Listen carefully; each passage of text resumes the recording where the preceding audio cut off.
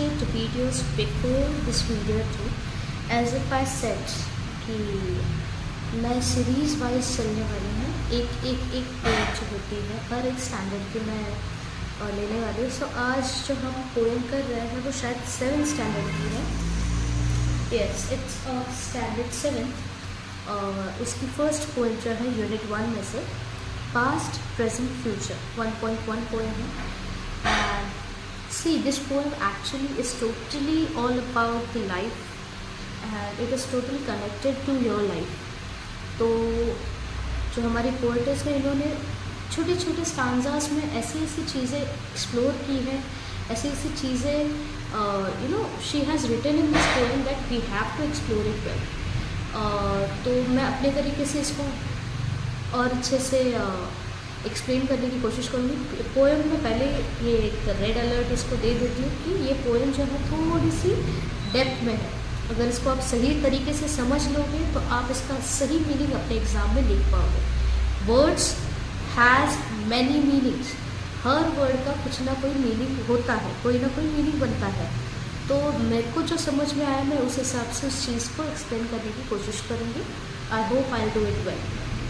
So let's come back to the poem that is past present future. Past का मतलब क्या होता है? पास्ट का मतलब होता है जो बीता हुआ कल है, प्रेजेंट का मतलब जो चल रहा है एंड फ्यूचर का मतलब है जो होने वाला है। सो पास्ट प्रेजेंट फ्यूचर के बारे में बात हो रही है तो ये क्या सिर्फ एक लड़की के या इस पोएम में जो है सिर्फ पास्ट प्रेजेंट फ्यूचर जो है वो पोएम के हिसाब से चल रहा है या इसका कोई और भी मीनिंग निकलता है? Will come to know in the end of the poem. Let us get back to the poem. Let's see what our first stanza says. Tell me, smiling child, what the past is like to thee. Tell me, बताओ मुझे, smiling child, मुस्कुराती हुए बच्चे, what the past is like to thee. तो हमारी जो ये poets है, this poem is all interrogative poem है जिसमें सवाल जवाब होने वाले हैं। ये इस तरह की पोएम है। सो यहाँ पे जो ये हमारी पोएट्स है वो हमारी इस बच्ची को पूछ रही है। यहाँ पे आपको दिख रही है ये बच्ची, इस बच्ची को पूछ रही है कि बताओ मुस्कुराती हुई बच्ची, what the past is like to thee. तो हमारी पोएट्स इस मुस्कुराती हुई बच्ची को पूछ रही है कि बताओ मुझे, स्माइल करती हुई बच्ची, आपके हिसाब से पास्ट कैसा है। यहाँ पे दी का मतलब यू होता है। इन ancient history of British language और इंग्लिश लैंग्वेज उसमें यू की जगह पे ओल्ड इंग्लिश में दी यूज़ किया जाता था। तो हमारी ये जो एमिली ब्रॉन्टे है, she is also from that ancient era. So उन्होंने यहाँ पे यू की जगह पे दी का इस्तेमाल किया हुआ है और ये पोएम आपको दी गई है। सो यहाँ पे दी का मतलब यू होता है। If you want to write, you can write it in your textbook or summarize it. So, tell me, smiling child, what the past is like to thee. An autumn evening, soft and mild, with the wind that sighs mournfully. So यहाँ पे जो है जैसे ही हमारी poets इन्हें question करती है कि बताओ मुस्कुराते बच्चे, आपके लिए पास्ट क्या है। तो बच्ची का आंसर देखिए क्या आता है। बच्ची का आंसर ये आया हुआ है कि मेरे लिए पास जो है ऑटम की इवनिंग जैसा है। अभी those who don't know autumn is season which comes in between of October and September October के बीच में ये जो सीज़न है ये आता है। इसे अगर और हिंदी में कहा जाए तो पतझड़ का मौसम, जब पत्ते झड़ने लगते हैं, ठंड के मौसम में पत्ते झड़ने लगते हैं, उस टाइम पे ये ऑटम सीज़न आता है।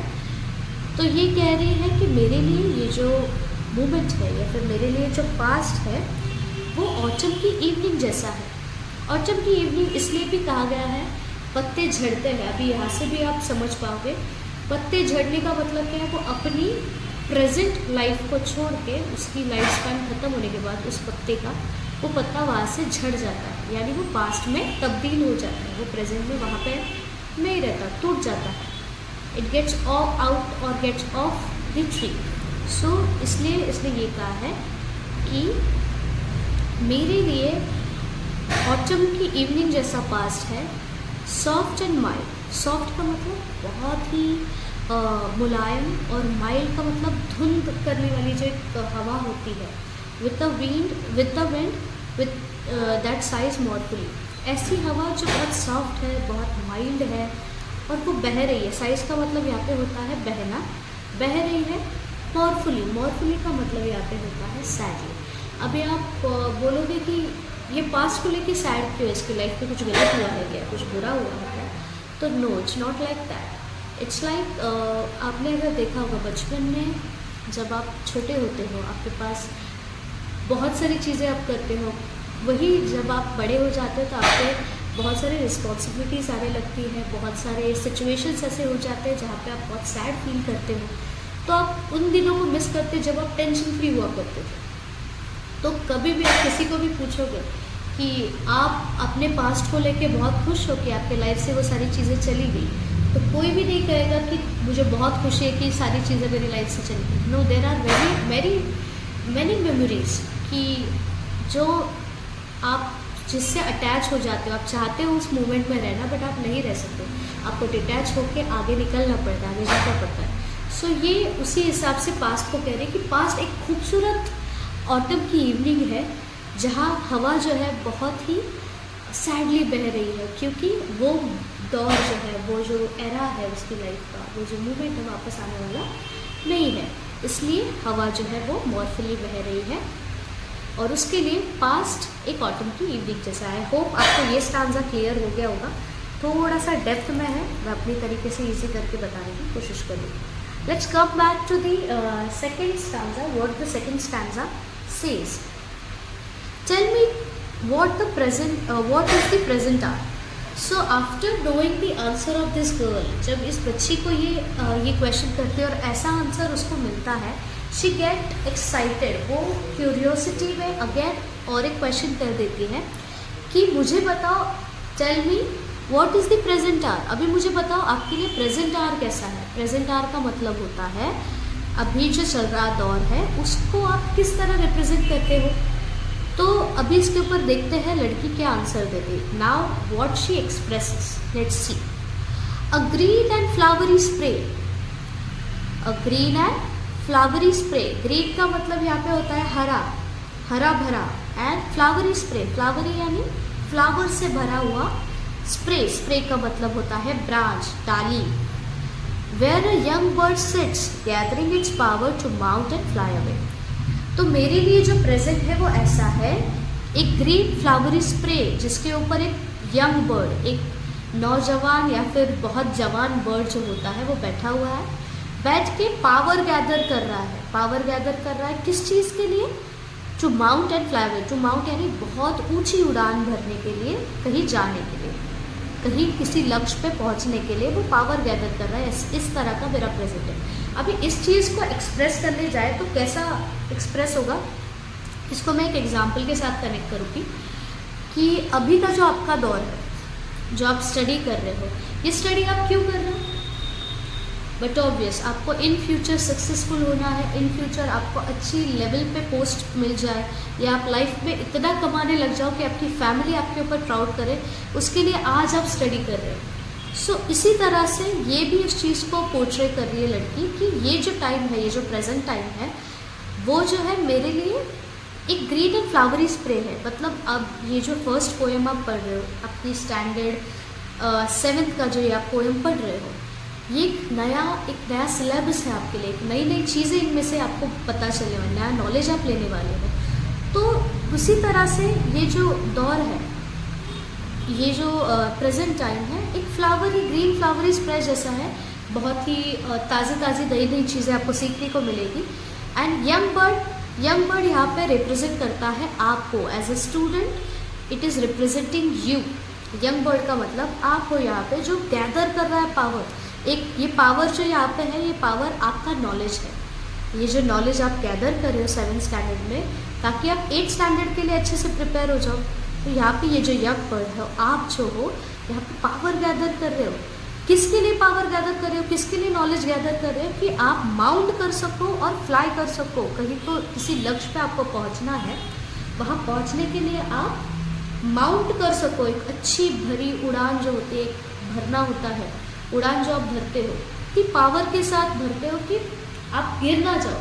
इतनी पावर मिलने के लिए आपको क्या करना पड़ता है, उतना नॉलेज, उतना गेन करना पड़ता है। अगर आपको सक्सेसफुल होना है, आपको एग्ज़ाम्स अच्छे कॉम्पिटिटिव एग्ज़ाम्स क्लियर करनी है, उसके लिए आपको पावर गैदर करने की ज़रूरत पड़ती है। So again I have connected it with the school life. अगर आप किसी और के बारे में कहो, एज एफ अभी हम सिर्फ स्टडीज़ के बारे में बात कर रहे हैं, इसलिए मैं स्टूडेंट्स के साथ कंपेयर कर रही हूँ। वैसे अगर रियल लाइफ में देखा जाए तो ये पोएम हर किसी के ऊपर अप्लाई होती है। Let's come to the third point. I hope this वाला जो स्टांजा है, ये वाला भी आपको क्लियर हो गया होगा। Let's come to the third point और third stanza, what is in future, let's see. Again after getting this type of answer, ऐसा आंसर सुनने के बाद लड़की के मुंह से ये और क्यूरियस हो जाती है and she asked again the question on the future. What she asked, and what is the future, happy one. तो ऐसा आंसर्स मिलने के बाद ये क्यूरियोसिटी भी अगेन इसको क्वेश्चन करती है कि तो फ्यूचर क्या है, फ्यूचर हैप्पी वाला है। So again the girl is really बहुत ही वेल सेट है आंसर देने के लिए। देखते हैं अभी आंसर क्या आता है यहाँ से। अ सी बेडेथ, अ क्लाउडलेस सन, mighty glorious dazzling sea stretching into infinity। सो यहाँ पे जो है इसने आंसर जो है थोड़ा सा ट्रिकी वे में दिया हुआ है, जिसे हमें अभी डिकोड करना है। एक कोड की तरह उसने बताया है, इसे हम डिकोड करेंगे कि मेरा जो फ्यूचर है, या फिर मेरे हिसाब से फ्यूचर जो है वो कैसा है, सी है, एक सी है, विशाल का जो सी होता है, एक माइटी टाइप का जो सी होता है। आप अगर किसी बीच वगैरह पे गए होंगे तो आपने देखा होगा कि बीच के ऊपर आप जब खड़े रहते हो तो आप समुद्र जिधर तक देखोगे, जहाँ जहाँ आप नज़र घुमाओगे वहाँ वहाँ समुद्र दिखेगा। बीच के साइड पे अगर आप देखोगे, सी के साइड पे अगर देखोगे तो जितना दूर आपकी नज़र जाएगी उतनी दूर आपको समुद्र दिखता रहेगा। तो ये कह रही मेरे हिसाब से जो सी है वैसा मेरा फ्यूचर है, सी जो क्लाउडलेस है। आपने देखा होगा अगर बारिश में आप कभी गए होंगे बीच पे, मुझे पता नहीं कितने लोग गए होंगे, बट अगर बारिश पे आप गए होंगे तो वहाँ पे बहुत सारे बीचेस के ऊपर जाओगे ना तो क्लाउड्स आ जाते हैं। समुद्र के रास्ते बहुत सारे वहाँ पे इवोपरेट होके क्लाउड्स बन जाते हैं, और क्लाउड्स जो बहुत घने काले होते हैं वैसे आपको समुद्र दिखता होगा। But whereas in summers we see, summers पे आप कैसा दिखता है कि बिल्कुल भी क्लाउड नहीं है, एक सन चमक रहा है, नीचे सी है जो डेज़ल कर रहा है। वैसा ये कह रही मेरा फ्यूचर है कि ऐसा सी जिसके ऊपर किसी भी तरह का क्लाउड नहीं है, किसी भी तरह के व्हाट वी से ढकने वाली चीज़ें नहीं है। अभी क्लाउड का यहाँ पे क्लाउड्स क्या इंडिकेट कर रहे हैं, क्लाउड्स यानी किसी भी तरह का अड़चन नहीं है इस लड़की के हिसाब से। पूरा क्लियर स्काई है, एक सन चमक रहा है, नीचे समुंदर है, और समुंदर कैसा है, माइटी है। माइटी यानी बहुत विशाल है। A cloudless sun, a mighty glorious dazzling sea. Mighty का मतलब क्या होता है, बहुत विशाल, बहुत बड़ा। Glorious and dazzling again makes same meaning, that is चमकने वाला। ग्लोरियस यानी ग्लो करने वाला, चमकने वाला, डैजलिंग यानी चमकने वाला। सी मेरा जो फ्यूचर है वो माइटी है, बहुत विशाल है, ग्लोरियस है, ग्लो करने वाला है, डैजलिंग है मतलब चमकने वाला है, और सी की तरह है, और stretching into infinity. Stretching into infinity मतलब किसी को भी नहीं पता है आपके फ्यूचर में क्या लिखा हुआ है। आप प्रेडिक्ट कर सकते हो कि आपके फ्यूचर में क्या लिखा हुआ है? बिल्कुल नहीं। सारी चीज़ें जो है इन्फिनिटी में समाई हुई है। सब कुछ जो है सीक्रेट, एक सीक्रेट मिस्ट्री बॉक्स की तरह एक इन्फिनिटी में रखा हुआ है। जब जब चीज़ों की ज़रूरत होगी, जब जब जिस चीज़ का टाइम आएगा उस टाइम पे वो चीज़ें होंगी। So again she is talking really deep over here कि मेरा जो फ्यूचर है वो इन्फिनिटी में स्ट्रेच हो रहा है, यानी बहुत ज़्यादा गहराई में है, इन्फिनिटी में है। जब जब टाइम आएगा उस वक्त मुझे वो सारी चीज़ें मिलती जाएगी। पर इसके हिसाब से, इस पूरे स्टांजा के हिसाब से, it is happy one only. यहाँ पे कहीं पे भी कोई भी वर्ड गलत या फिर किसी भी नेगेटिव चीज़ को इंडिकेट नहीं कर रही है। सो उसके हिसाब से फ्यूचर जो है हैप्पी वन है, मिस्टीरियस चीज़ों से भरा हुआ है और बहुत ही नई नई चीज़ों को एक्सप्लोर करने वाला होगा। इस आशा के साथ वो कहती है कि मेरे लिए फ्यूचर जो है एक सी की तरह है जो माइटी है, ग्लोरियस है, डैज़लिंग है और क्लाउडलेस है, मतलब जिस पे किसी भी तरह का व्हाट बोलते हैं, किसी भी तरह का बैरियर नहीं है, किसी भी तरह की अड़चन नहीं है, पूरी तरह से एक खुला समुंदर है जिसके ऊपर अच्छे से रोशनी पड़ रही है और जो इन्फिनिटी में स्ट्रेच हो रहा है, ऐसा मेरा फ्यूचर होने वाला है। तो आई होप मैंने इस पास्ट प्रेजेंट फ्यूचर को अपनी तरीके से एक्सप्लेन करने की कोशिश की। I hope you understand it. थोड़ा सा डेप्थ में है, आप 7th स्टैंडर्ड के बच्चे हो तो थोड़ी सी फिलॉसफी से रिलेटेड आपको आज के बाद टॉपिक्स आएंगे जो 99.9% आपकी लाइफ से रिलेटेड होंगे, जो इन फ्यूचर आपको बिल्डअप करने के लिए बनाई गई होगी। सो आई होप